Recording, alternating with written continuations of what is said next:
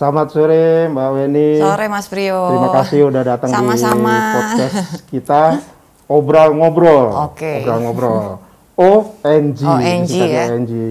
Oke, Mbak, kayaknya aku lebih nyaman dibuka. Insya Allah. Aman ya? Aman, insya Allah aman. Gimana Mbak kondisi Mbak Weni sekarang? Kondisi fisik, hati alhamdulillah masih dikasih kesehatan. Amin, amin, alhamdulillah. Oke. Semoga kita semua selalu dalam kondisi yang baik ya. Amin. Kan amin. Kondisinya lagi pandemi nih Mas. Betul. Oke. Terus gimana update kasusnya Mbak? Setelah beberapa kali roadshow ya, ke beberapa tempat segala macam, ke podcast yang lain. Sebetulnya kalau Mas tanya gitu sebenarnya belum banyak sih ya Mas ya. Kebetulan kan dari pihak kuasa hukum saya sendiri memberikan untuk roadshow itu nanti setelah ada hasil sidang terakhir. Jadi kita itu kan melakukan langkah mediasi Mas Pri. Jadi pada saat kita masuk pengadilan itu pengadilan memberikan waktu 30 hari untuk kemufakatan mediasi gitu. Mediasi pertama sudah, tapi pihak tergugat tidak datang gitu kan. Mediasi kedua pun sama, pihak tergugat tidak datang. Nah yang mediasi ketiga akhirnya ada keputusan dari pihak tergugat bahwa mereka tidak mengakui ada hubungan hukum dengan saya. Gitu. Artinya mediasi ini deadlock, tidak mencapai kemufakatan. Gitu. Artinya kita terus lanjut. Kemarin mediasi persidangan udah jalan berapa kali ya Mbak? Untuk mediasi baru 3 kali. 3 kali? Iya. 3 kali itu udah selesai tuh ya? Artinya untuk proses mediasi udah selesai? Sebetulnya gini, memberikan waktu 30 hari. Nah limit 30 hari ini kan belum selesai.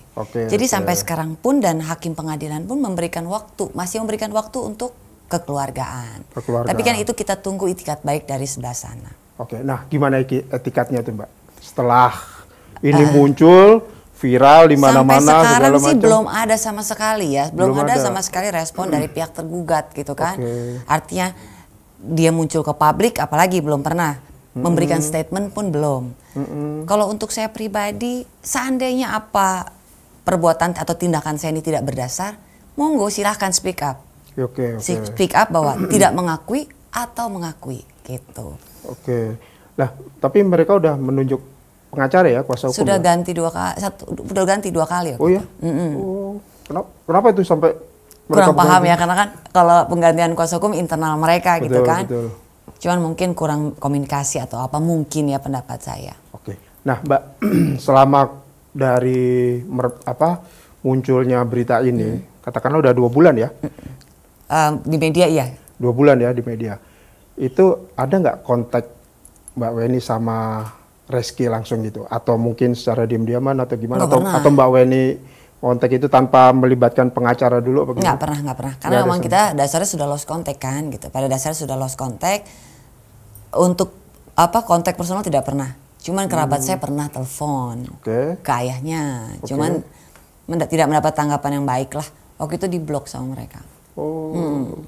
Jadi benar-benar sudah menutup pintu komunikasi ya? Sudah menutup pintu komunikasi.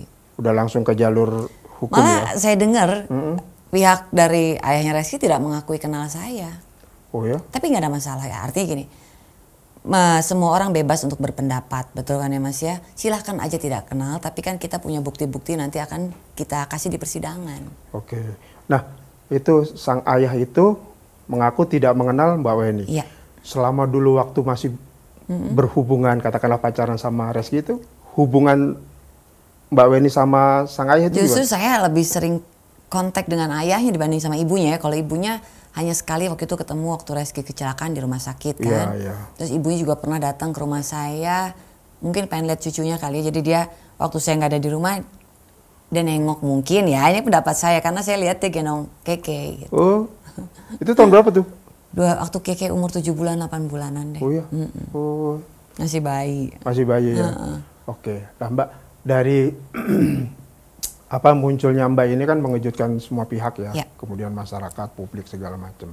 Sebenarnya apa yang dituntut sih dari sekian tahun mungkin ya? Perkenalan itu dari tahun 2012-an. 2012. Nah sekian tahun ya. Terus kenapa baru sekarang muncul? Kenapa mungkin nggak pas Reski memutuskan untuk menikah dengan Cika ya segala macam? Sebetulnya bukan masalah saya mau mau menuntut Reski pada saat dia sudah nikah, tidak ada gitu ya. Ini kan hanya bicara masalah waktu, masalah banyak pemikiran-pemikiran aku tuh yang saya punya masa lalu juga yang kurang enak lah Mas Prio gitu kan. Saya pribadi perempuan lagi kan, tidak mudah bagi seorang perempuan mengungkapkan hal seperti ini gitu. Akhirnya saya karena mengingat anak saya sudah besar, ada juga trigger-trigger lain, saya putuskan untuk oke, ini saatnya mungkin. Tapi saya tidak ingin mengganggu rumah tangganya dia loh. Tidak ingin dinikahi gitu kan. Saya hanya ingin pengakuan dari masa lalunya Reski gitu, bahwa ada anak. Kalau masa lalu itu hanya sekedar saya, nggak ada masalah kan. Saya tidak perlu pengakuan sebagai apalah apa tidak. Tapi karena ada anak, saya minta hati nurani dikedepankan, itu aja. Toh awalnya juga kita minta kekeluargaan. Oke. Nah, bukti yang bisa memperkuat hubungan antara KKY ya, KKY dengan apa Reski itu apa? Iya, nggak pakai KK, nggak pakai I. KK. Iya, KK. KK, oke, maaf. Nah itu apa yang memperkuat itu, Mbak? Buktinya?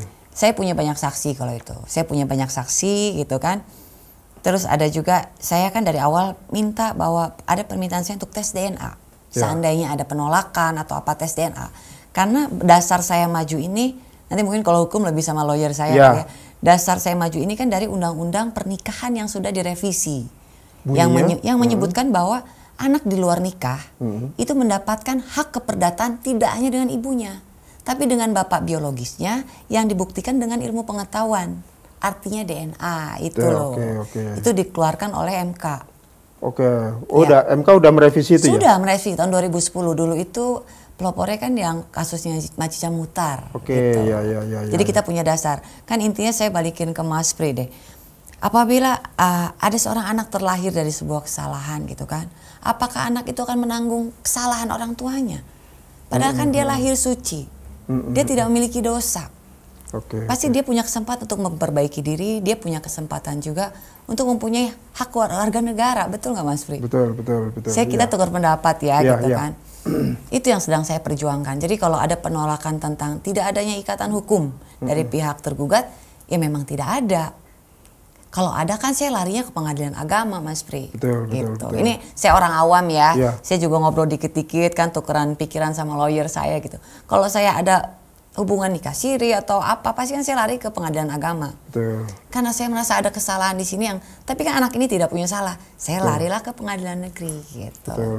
Berdasarkan merefer tuh peraturan yang sudah dikeluarkan direvisi oleh MK. Nah, bicara tadi tes DNA, Mbak. Soal biaya, terus kemudian apakah pastinya pihak sana juga akan menolak ya? Kalau umpama ini. Nah ini bagaimana nih? Menolak tuh menolak biaya pembiayaan atau menolak DNA? Mungkin dua-duanya. Bisa pembiayaannya. Yang pasti saya pikir dua-duanya. Pembiayaannya dan juga tes DNA-nya itu. Nah itu gimana tuh? Kalau pembiayaannya ya segimanapun pihak kami akan mengusahakan kalau untuk biaya ya. Pihak untuk biaya akan mengusahakan. Tapi kalau soal dia tidak mau tes DNA, beginilah. Kalau omongan saya ini tidak berdasar, ya. Tidak pada tempatnya atau pencemaran nama baik, silakan subalik saya gitu kan. Kalau beliau merasa namanya tercemar dengan atau nama image-nya menjadi buruk, silahkan itu dibalikin ke saya. Cuman kalau mau sama-sama membuktikan, monggo. Toh ini kepentingannya kan di atas segala ya, untuk anak Mas Pri. Betul kan? Untuk masa anak itu apa sih yang kita nggak lakukan buat anak? Mas Pri sudah berkeluarga mungkin? Sudah. Iya. Mungkin tahu ya saya punya anak seperti apa gitu kan. Jungkir balik kita buat anak ya. Jungkir balik gitu kan. Karena kita kan tidak pernah tahu ya. Anak itu akan menjadi penyelamat kita suatu hari nanti. Akan menjadi doa buat orang tuanya. Kembali kepada pemilik gitu. Betul. Nah, kondisi Keke itu sendiri gimana sekarang ini, Mbak? Dia mengetahui statusnya ya katakanlah masih menggantung ya kan.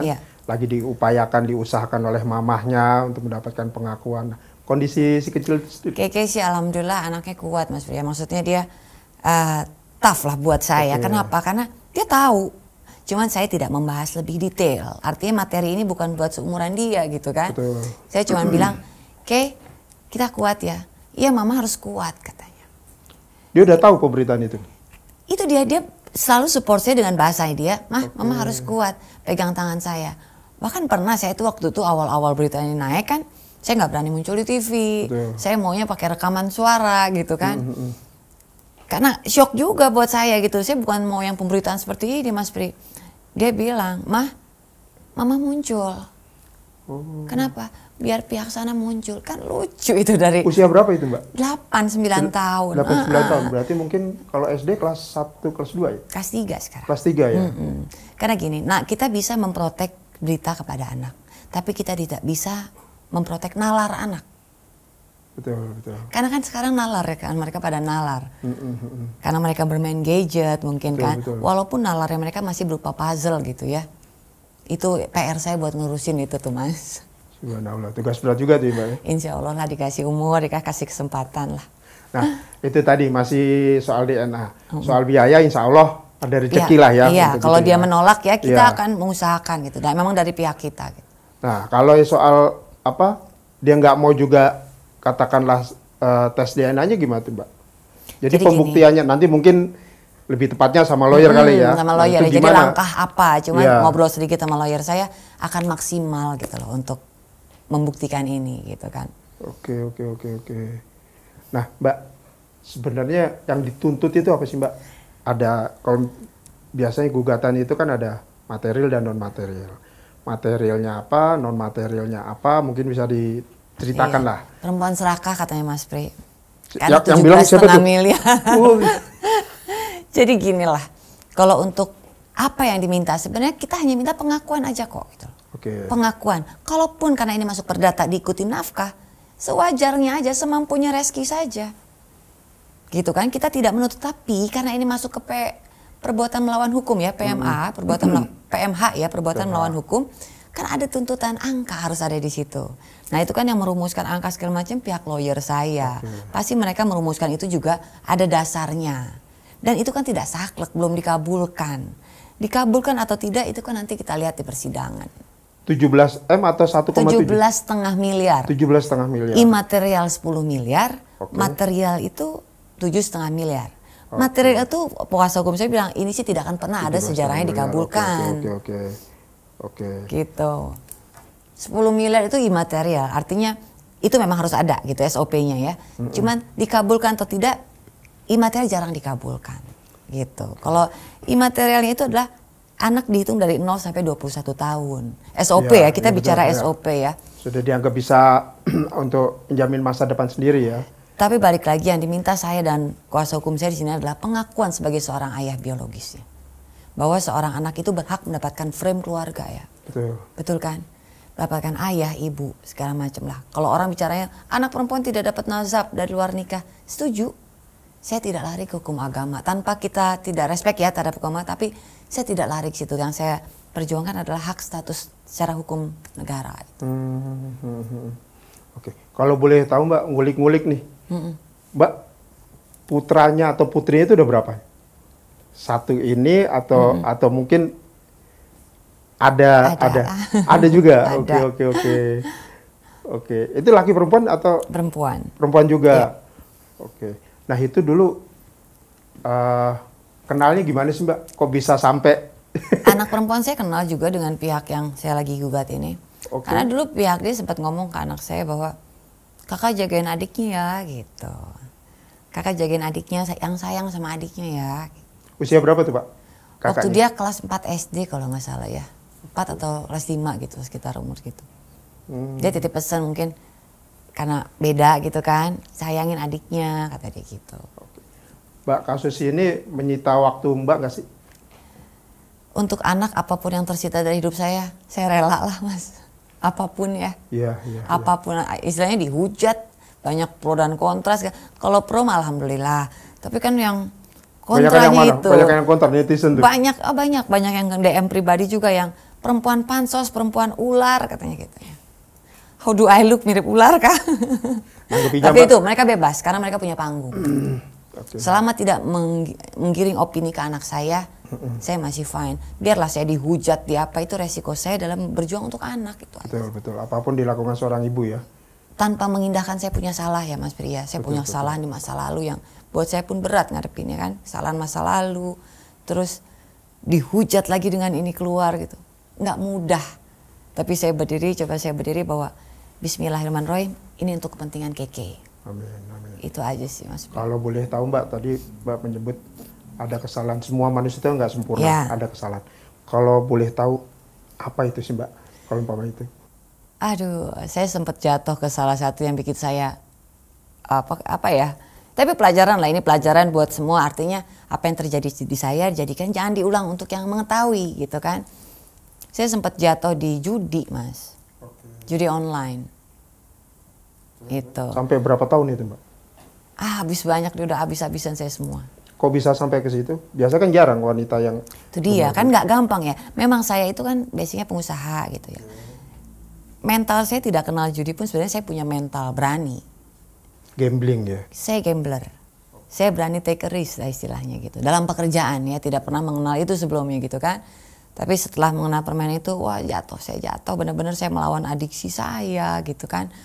Saya punya masalah di kantor, punya masalah ini, saya semakin terpuruk gitu loh di situ.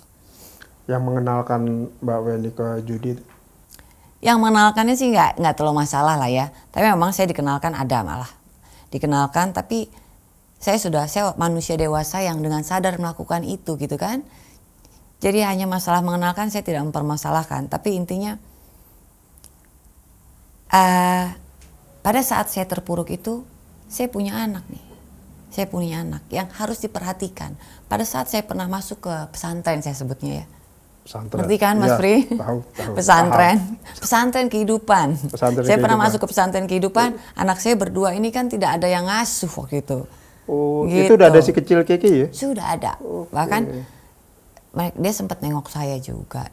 Dua-duaan ini ngikutin saya ke pengadilan juga. Luar biasa, anak dua perempuan ini luar biasa. Apalagi yang pertama yaitu dia tiap hari datang loh Mas ke penjara. Setiap jam 6 dia sudah berdiri di gerbang penjara itu. Untuk? Nengokin ibunya. Sambil membawa Ya, ransum? kadang dia bawa adiknya, bawa ransum buat saya. Dan setiap hari. Setiap hari ya? Tidak mudah untuk nengok orang kan, prosedur sekali itu ya. Betul. Minta laporan RT, apa Betul, segala betul, macam. Pak. Dan dia jalanin itu. Itu luar biasa buat saya. Tahun berapa itu Mbak? Tahun 2015-an lah. 2015 ya? Ini bukan aku cerita, bukan aku bangga ya Mas Pri. Artinya Iya. Sharing, sudahlah, berbagi. Sharing, kita berbagi gitu ya. Bukan sesuatu yang membanggakan, tapi bisa dijadikan pelajaran. Itu. Ya, sungguh berat. Itu sampai berapa lama Mbak? Pesantren dalam tanda kutip itu? Sudah dijalanin lah. Sudah dijalanin ya? Sudah tidak mau ingat lagi, tapi oke, itu jadikan pelajaran besar buat saya. Nah, netizen tahu, Terpisah dengan anak. netizen gitu ya. tahu aja ya Mbak ya? Nah, plus 62 kan gak ada lawannya. Plus 62 gak ada lawan. Oke. Nah, sekarang kegiatan Mbak Weni ini apa nih? Masih seorang pengusaha kah atau kemudian? Saya masih akan berusaha merintis lagi gitu kan. Oke. Saya bagian pengadaan kayak gitu-gitu aja Mas. Logistik gitu ya? Cuman kan karena kesalahan saya ini kan trust orang yang akhirnya jadi celah. Kalau kita kehilangan uang tuh it's okay lah. Semua bisa dicari. Cuman kalau trust orang kan saya harus bangun lagi kepercayaan dengan kesalahan saya yang dulu ya. Sekarang sedang ada di tahap itu? Membangun trust itu? Sangat. Saya kan baru keluar lagi gitu kan. Baru membangun lagi. Mulai dari nol lagi. Dan kita kan kebentur pandemi nih Mas. Iya. Apalagi pandemi ini bisnis stuck nih sekarang. Keluar aja kita susah. Iya. Janji sama orang banyak takut ketemu kan. Betul. Karena ini COVID Betul, ini yang COVID. semakin. Oke. Mbak, kenapa waktu itu pelariannya ke judi? Karena kebetulan ada yang mengenalkan aja itu. Saya nggak pernah main judi seumur-umur ya. Boleh dibuktikan dengan misalnya perlu pembuktian bahwa saya tidak pernah mengenal yang namanya judi. Seumur-umur tidak pernah gitu kan. Tapi setelah tahun berapa ya 2012 itu saya kenal, habis sih cepet. Tapi ya itulah, judi itu lebih bahaya buat saya dari drugs. Adiknya ya. Adiksinya lebih bahaya berapa ratus % dari drugs. Trust me gitu. Sampai kondisi Mbak kayak gimana tuh Mbak? Misalnya kalau orang, setahu saya kalau orang penjudi Bisa kan, 3 hari itu tidak mandi, nggak makan tuh bisa loh. gitu ya? Bisa. Cuma hanya ngerokok, minum aja segala macam. Iya, jadi saya malu sebenarnya cerita, cuman ya sudah lah ya. Artinya gini, kalau orang bilang, kan kita suka dengar kan, om saya rumahnya hilang segala macam gini-gini. It happened to me gitu, it happened sama saya pribadi. Jadi saya bisa cerita gitu. Sampai habis. Makanya saya bilang lebih bahaya daripada adiksi drugs tuh Mas Pri. Gitu ya? Habis, aduh. Sampai Habis-habisan. puluhan M? Nyampe lah. Sampai. Bisa keluar dari itu apa? Gimana? Kondisi.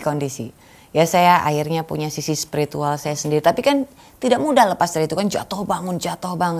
Yang bikin jelek dari adiksi judi adalah kita kan berhutang di mana-mana, Mas. Ya, bener dong. Betul. Itu terjadi, saya yakin terjadi sama semua yang kena. Bagaimana mereka healing diri mereka, bagaimana mereka bangun gitu kan. Yang saya kan punya putri gitu, yang harus saya ini contoh jelek sekali buat mereka gitu. Saya harus bisa membangun lagi kepercayaan diri saya buat maju lagi gitu loh, Mas.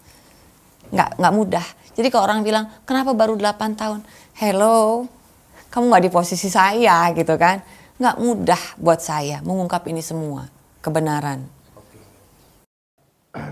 Yang Mbak ceritakan tadi dari A sampai Z, itu sangat dalam ya, sangat dalam dan perih. Kalau saya mendengarkan nih.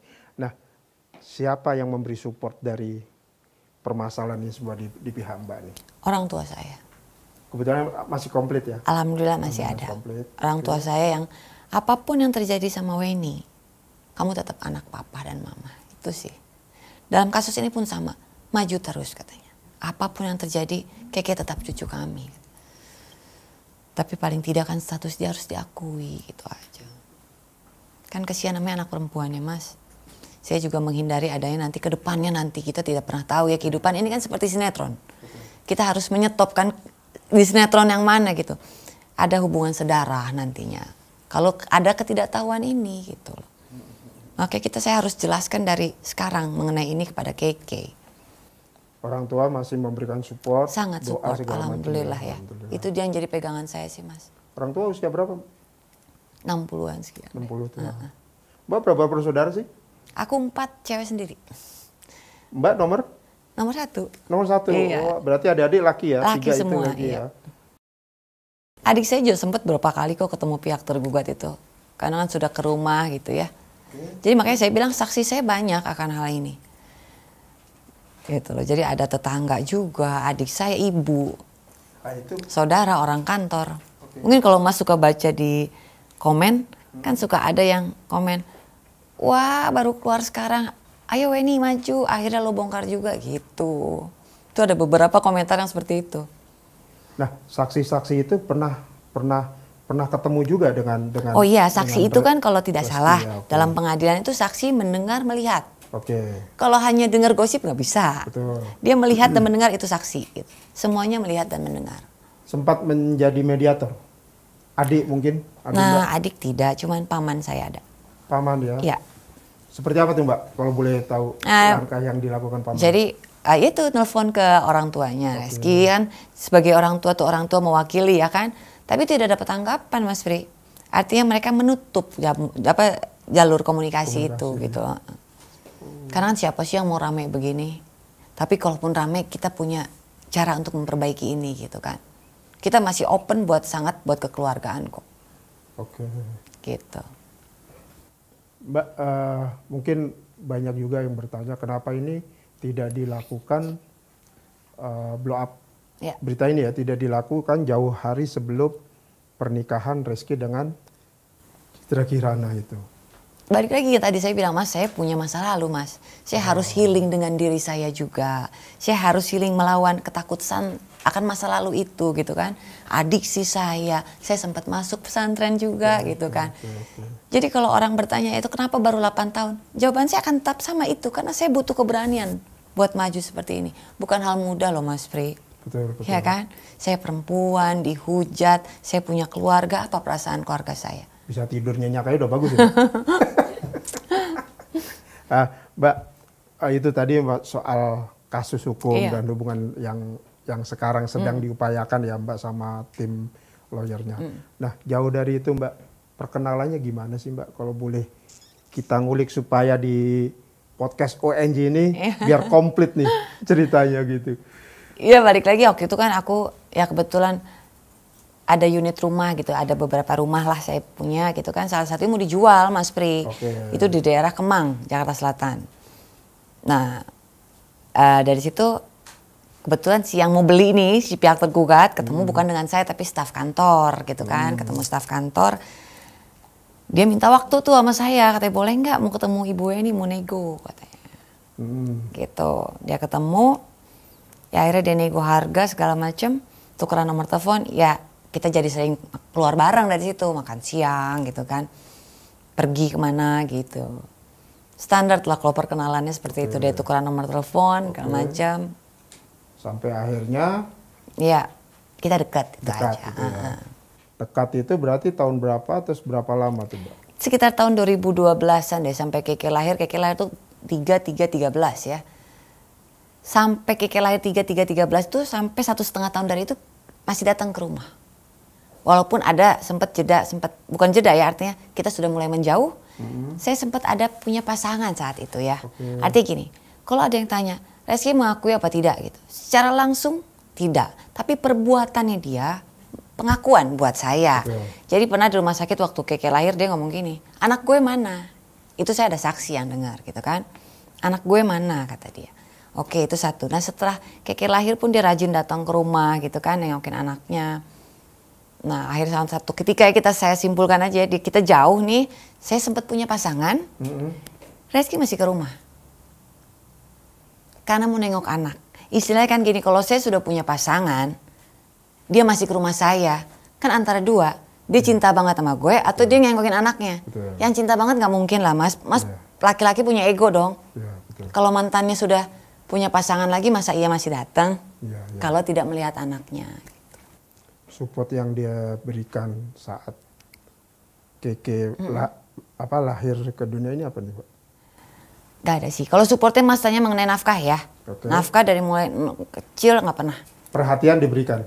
Perhatian diberikan pada saat umur 0 sampai 1,5 ya. Kayak Keke ulang tahun nih, dia datang beliin kado piano gitu kan.